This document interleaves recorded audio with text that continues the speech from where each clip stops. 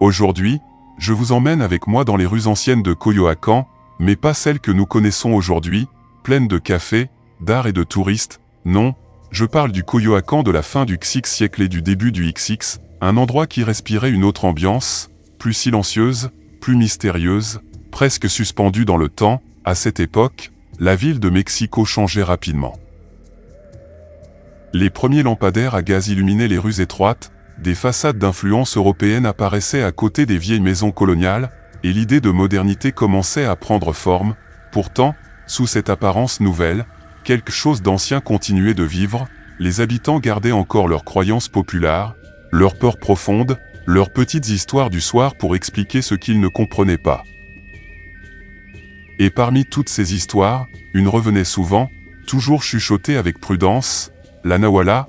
Et attention, je ne parle pas de la version très connue de Puebla. Aujourd'hui, je vous raconte celle qui appartient à Coyoacán, une version locale, pleine de détails, qui mélange histoire, tradition et quelque chose d'invisible que les gens sentaient dans l'air. Alors, suivez-moi.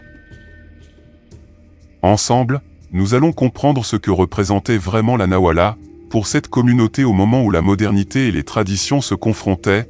Pour comprendre la Nahuala, je dois d'abord revenir au mot nahual. Il vient du vieux langage nahuatl, et, dans le monde préhispanique, ce mot n'avait rien de monstrueux. Au contraire, un nahual était une personne avec une forte connexion spirituelle, quelqu'un capable de projeter son esprit et parfois de le lier à un animal appelé tonal.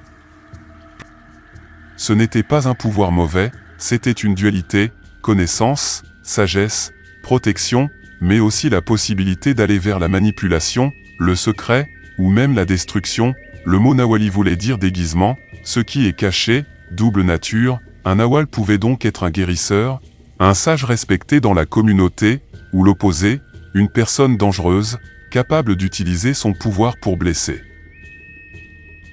Avec le temps, surtout après la conquête espagnole, les croyances autochtones se sont mélangées à l'idée européenne de la sorcière, du pacte avec le diable, de la magie interdite, et c'est là que l'image s'est obscurcie. C'est ici que le mythe change. Le nahual, autrefois considéré comme une figure complexe mais respectée, commence à devenir un être redouté.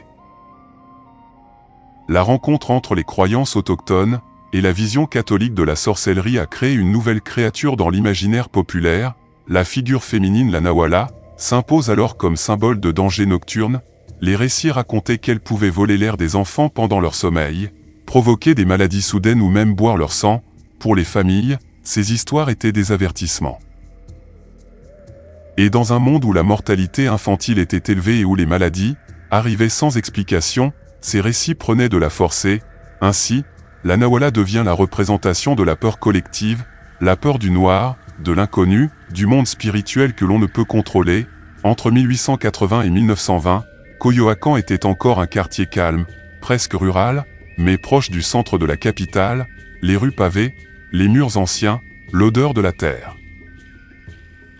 Tout cela créait un environnement parfait pour qu'une légende prenne vie, et selon de nombreux récits, Coyoacán avait sa propre Nahuala, pas une copie de Puebla, mais une figure locale, une présence que les habitants mentionnaient comme quelque chose de réel. Un des récits les plus marquants raconte qu'un homme, suspectant sa femme d'un secret sombre, la suivit une nuit, et ce qu'il vit devint célèbre. La femme retira ses jambes et s'éleva dans le ciel sous la forme d'une boule de feu.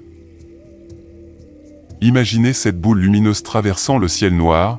Pour beaucoup, c'était la preuve que la Nahuala existait vraiment. Un autre témoignage parlait d'une femme pouvant se transformer en un grand chien, presque un coyote, pour attaquer des enfants. Ces histoires étaient si précises que le peuple nommait la créature directement la Nahuala de Coyoacán. Ces récits servaient d'avertissement, mais aussi d'explication aux événements mystérieux, bruits nocturnes, maladies soudaines.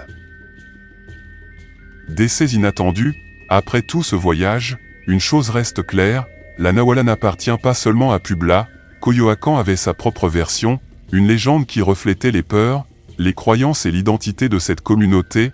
L'inconnu ne disparaît jamais, il change seulement de forme, et même aujourd'hui, quand on marche dans les rues modernes de Coyoacán, il reste une sensation dans l'air, comme un souvenir ancien, une ombre douce qui rappelle que cette légende n'a jamais cessé d'exister. Et ainsi, mon enquête se termine, mais peut-être que l'histoire, elle, continue encore quelque part.